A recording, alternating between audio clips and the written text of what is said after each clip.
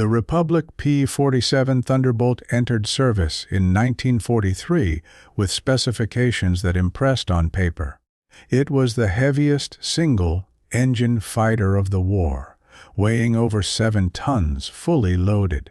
It was powered by a Pratt & Whitney R-2800 engine, producing 2,000 horsepower, more than any other American fighter at the time. It carried 8.50 caliber machine guns and could deliver bombs and rockets. It had superb high-altitude performance. It was rugged, but in its early months of combat over Europe, the P-47 was a disappointment. Pilots complained it was too heavy, too slow to climb, and inadequate in dogfights below 15,000 feet. German fighters outmaneuvered it. Loss rates were concerning. Commanders questioned whether the investment had been justified. The aircraft cost more to produce than any other American fighter. It consumed more fuel. It required more maintenance. And initially, it did not deliver the air superiority that the 8th Air Force desperately needed. This was not a matter of poor pilots or bad luck. This was a fundamental mismatch between what the aircraft was designed to do and what combat required it to do. The P-47 was designed as a high-altitude interceptor. Republic Aviation engineered it around the R-2800 engine and a turbocharger system that allowed the aircraft to maintain power above 3,000 feet. The turbocharger was housed in the rear fuselage, fed by ducts running from the engine. This configuration gave the P-47 exceptional performance at altitude, faster than most fighters above 25,000 feet. The heavy armament was intended to destroy bombers quickly. The 8.50 caliber guns delivered concentrated firepower that could tear apart enemy aircraft in short bursts. The airframe was built to absorb damage. Armor plating protected the pilot. Self-sealing fuel tanks reduced fire risk. The design prioritized survivability and hitting power. The Army Air Forces wanted the P-47 because bomber losses over Germany were unsustainable. Existing escort fighters like the P-38 and early P-51s had range limitations. The P-47, with external fuel tanks, could escort bombers deep into enemy territory. Its high-altitude performance matched the altitudes at which bomber formations operated. Its armament could engage both enemy fighters and ground targets. The Army expected the P-47 to dominate at altitude, protect the bombers, and return home. Commanders believed the aircraft's weight and size were acceptable trade-offs for its capabilities. They believed the turbocharger would provide a decisive advantage. They believed the ruggedness would reduce losses. These beliefs were based on engineering projections and controlled testing. They were not based on combat. Republic built the P-47 to Army specifications, but the specifications were written before the tactical environment over Europe was fully understood. The Army expected bomber formations to operate at 25,000 to 3,000 feet, where German fighters would be forced to climb to engage.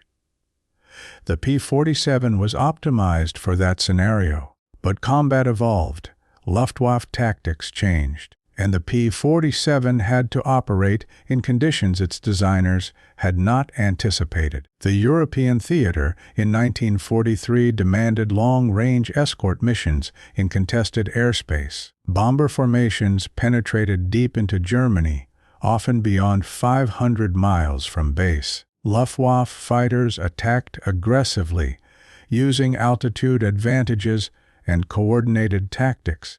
Escort fighters had to maintain formation with the bombers, respond to threats from multiple directions, and engage enemy fighters in environments ranging from 1,000 feet to 3,000 feet. The mission profile was complex and fluid. Testing had not replicated this complexity. Testing had been conducted over the United States under predictable conditions. Test pilots flew at specific altitudes, performed planned maneuvers, and returned to base. Fuel was abundant. Maintenance was immediate. Spare parts were available. Aircraft were not loaded with external tanks or combat stores. Flights lasted an hour or two, not the 4 to 5 hours required for escort missions. Test pilots evaluated performance, handling, and systems under controlled circumstances. They confirmed that the aircraft met design specifications, but they did not evaluate how the aircraft would perform when operated continuously at the edge of its fuel range, in freezing temperatures, while under fire, by pilots of varying skill levels. Pilots trained in the United States on P-47s that were lighter and cleaner than combat aircraft. Training emphasized formation flying, gunnery, and basic tactics. But training flights were short. Aircraft were well maintained. There was no simulation of the sustained high-altitude operations required over Europe. There was no simulation of the decision-making required when fuel was critical, when bombers were under attack, and when German fighters were pressing engagements. Training validated that pilots could fly the aircraft. It did not validate that they could fight effectively in it under operational conditions. The first major P-47 escort missions over Europe in spring 1943 revealed immediate problems. The aircraft's rate of climb was poor. Fully loaded with fuel and ammunition, the P-47 took over 10 minutes to reach 20,000 feet.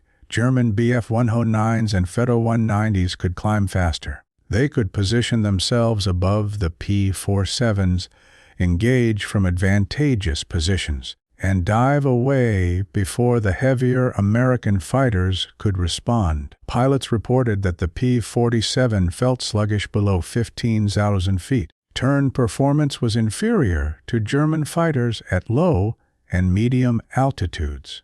The aircraft was fast in level flight and in dives, but combat often required tight turns and rapid climbs. Maneuvers where weight was a severe disadvantage. Fuel consumption was another critical issue. The P-47's large engine consumed fuel rapidly, especially at combat power settings.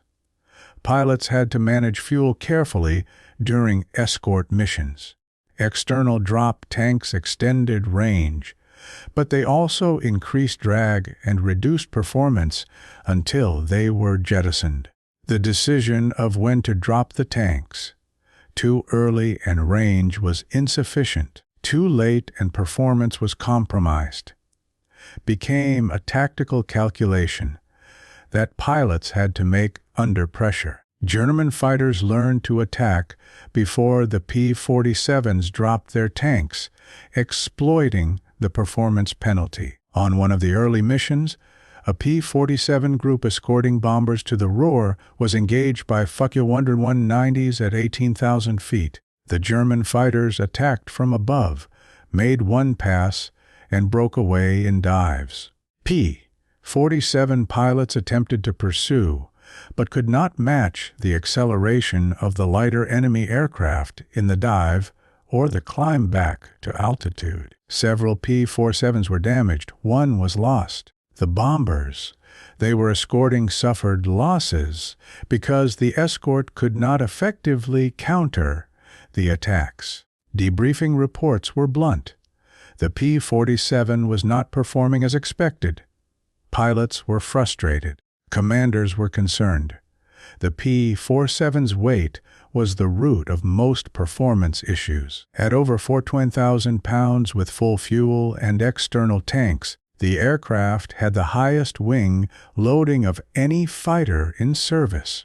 Wing loading, weight divided by wing area, directly affected maneuverability. High wing loading meant the aircraft required more lift to turn, which required higher speeds or higher angles of attack.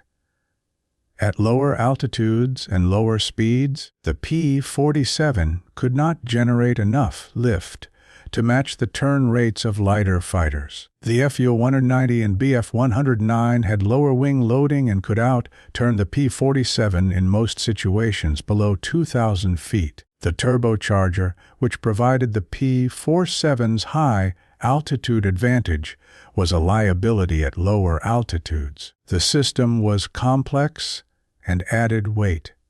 It required maintenance that was difficult in field conditions. The ducting was vulnerable to battle damage. When the turbocharger was not operating at its design altitude, it provided little benefit and simply added drag and weight. The P-47 was optimized for 25,000 feet and above, but combat frequently occurred below that altitude where the aircraft's advantages disappeared. The cockpit layout was another problem. The P-47 had a spacious cockpit, but visibility was not optimal. The large engine cowling obstructed forward and downward views. In a dogfight, where situational awareness was critical, limited visibility was a serious disadvantage. Pilots had to maneuver the aircraft constantly to clear blind spots. This increased workload and reduced effectiveness. The canopy framing also limited visibility, particularly to the rear, a critical direction when being pursued. Engine reliability was acceptable, but the complexity of the turbocharger system introduced failure points. Turbocharger malfunctions were not uncommon. When the turbocharger failed, the aircraft lost much of its high-altitude performance. Pilots had to abort missions or return at lower altitudes where they were more vulnerable. Maintenance crews worked to keep the systems operational, but the complexity required more time and more skilled technicians than simpler fighter designs.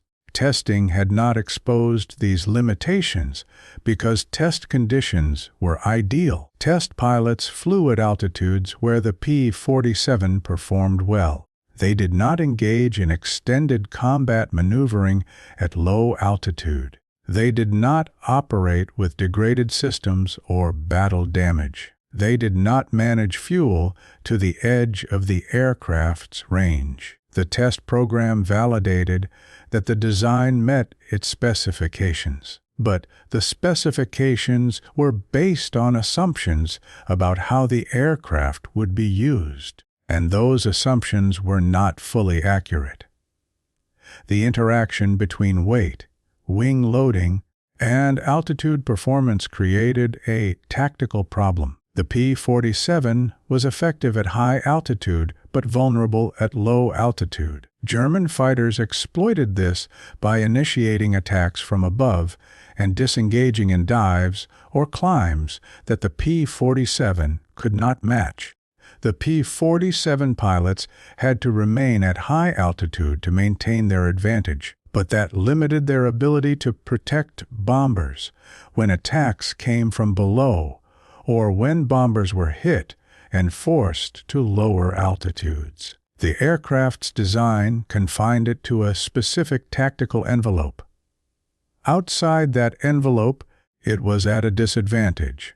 Pilots adapted to the P-47's characteristics, but adaptation was not the same as confidence. Experienced pilots learned to use the aircraft's strengths: speed in level flight and dives, heavy firepower, and ruggedness. They avoided low-altitude engagements when possible. They used altitude and speed to control the terms of engagement. But these tactics required discipline and situational awareness. Not all pilots had the experience to execute them effectively.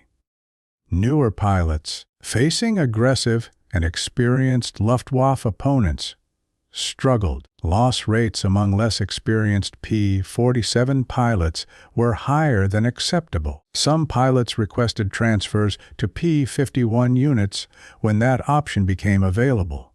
The P-51, with its lower weight, better climb rate, and superior handling at all altitudes, was preferred by many. The P-47 developed a reputation as an aircraft that could survive damage, but could not always avoid it. Pilots respected its toughness, but did not love its performance.